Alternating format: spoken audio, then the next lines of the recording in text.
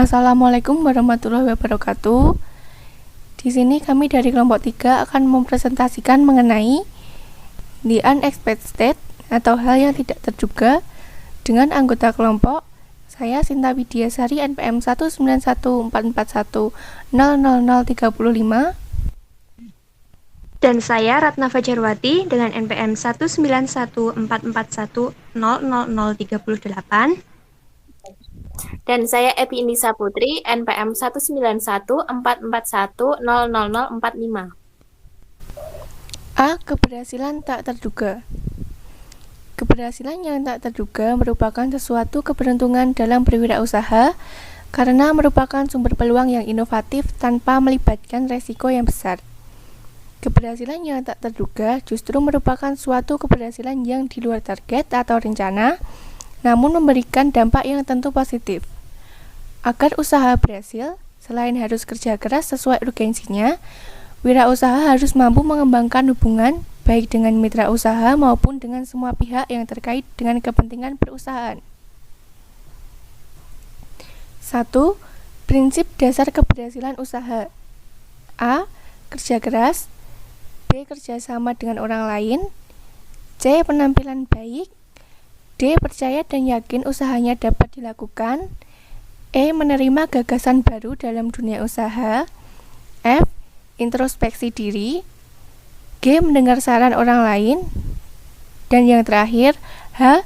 Bersemangat dan bersosialisasi. Yang kedua, syarat keberhasilan usaha. Pertama, memiliki kepribadian unggul dalam usahanya. 2. Mengenal diri sendiri. 3. Mengetahui dan memperhatikan hambatan-hambatan yang ada serta hambatan yang mungkin terjadi. 4. Memiliki keahlian khusus. 5. Memiliki kekayaan mental, spiritual, dan material. 6.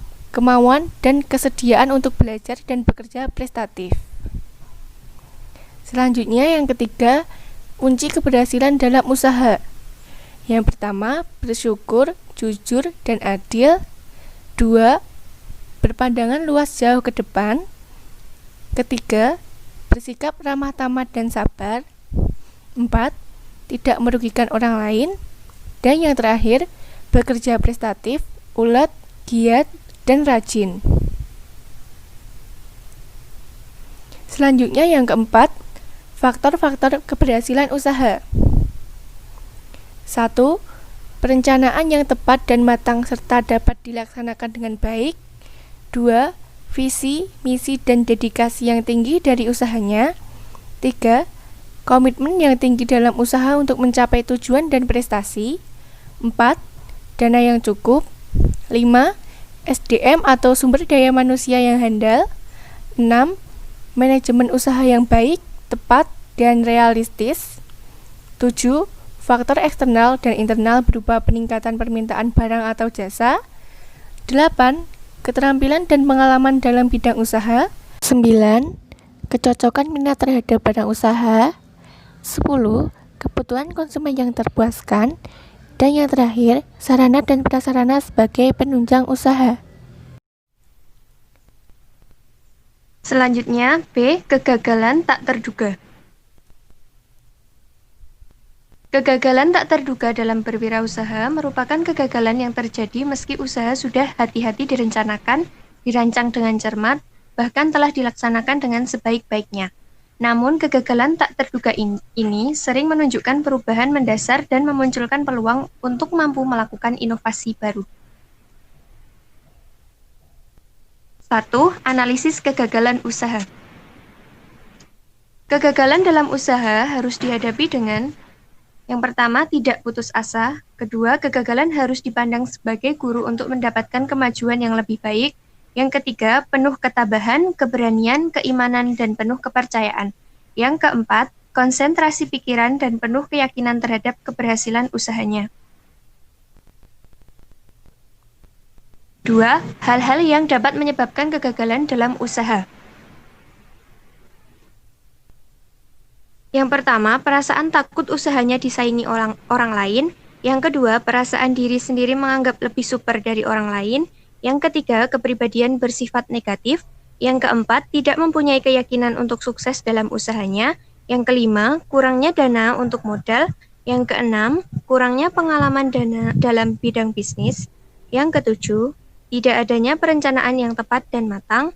Dan yang terakhir, tidak cocoknya minat terhadap sesuatu atau menyusun sesuatu perlu disiapkan sebelumnya. 3. Mengidentifikasi kegagalan usaha. Penyebabnya yaitu kebiasaan menunda waktu, yang kedua kurangnya ketekunan dan ketakwaan, kepribadian yang negatif, kemudian kebiasaan boros, dan yang terakhir kebiasaan hati-hati yang berlebihan. 5. Sebab-sebab kegagalan dalam menjalankan usaha.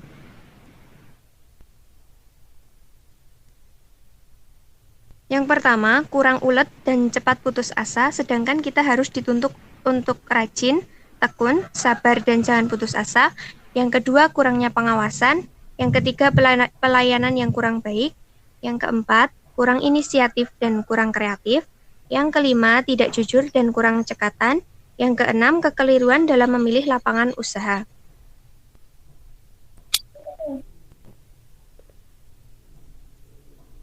Setelah membahas tentang keberhasilan yang tak terduga dan kegagalan yang tak terduga, kita akan membahas tentang peristiwa luar yang tak terduga dalam berwirausaha.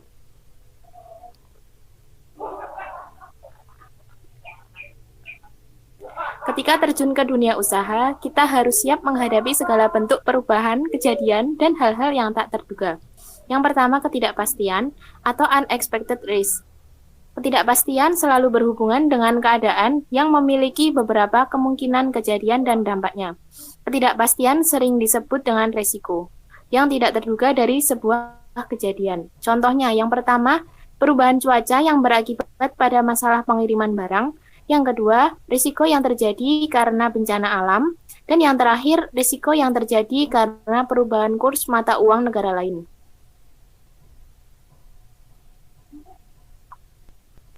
Yang kedua, risiko. Dalam menjalankan bisnis pasti terdapat sebuah risiko. Risiko ini merupakan informasi, kejadian, kerugian, atau pekerjaan yang terjadi sebagai akibat dari keputusan yang diambil dalam kehidupan sehari-hari. Contohnya, kerugian akibat hilangnya barang, penurunan pendapatan karena penurunan penjualan, dan terbakarnya gedung yang beresiko menyebabkan kerugian.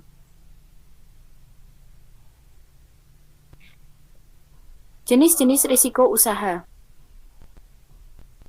Yang pertama, risiko perusahaan. Risiko perusahaan adalah risiko yang terjadi pada usaha yang akan berdampak pada kelangsungan hidup atau saham perusahaan. Yang kedua, risiko keuangan. Risiko yang berdampak kerugian pada aspek keuangan perusahaan. Yang ketiga, risiko likuiditas atau ketersediaan uang tunai, yaitu risiko yang terjadi ketika ada tagihan macet dari pelanggan yang menyebabkan permasalahan dalam ketersediaan uang tunai atau likuiditas perusahaan. Hal ini bisa berdampak pada kerugian tingkat suku bunga dan kesulitan dalam membayar gaji karyawan. Yang keempat, risiko permodalan, yaitu risiko yang terjadi karena kerugian penjualan, likuiditas, dan keuangan yang membuat modal usaha mengalami penurunan yang signifikan. Yang kelima yaitu risiko pasar. Risiko pasar yang terjadi akibat persaingan usaha, perubahan pola persaingan, daya hidup pelanggan, maupun munculnya pesaing baru yang potensial di pasar produk kita. Dampaknya adalah berkurangnya omset penjualan. Dan jenis risiko yang terakhir yaitu risiko operasional, yaitu risiko dari penimbangan hasil yang diprediksikan karena tidak sempurnanya penerapan keputusan, perubahan sistem, SDM, teknologi, produktivitas, inovasi, proses, dan mutu produk. Terima kasih. Cukup sekian presentasi dari kami. Banyak kurangnya mohon maaf. Wabillahi taufiq wal hidayah. Wassalamualaikum warahmatullahi wabarakatuh.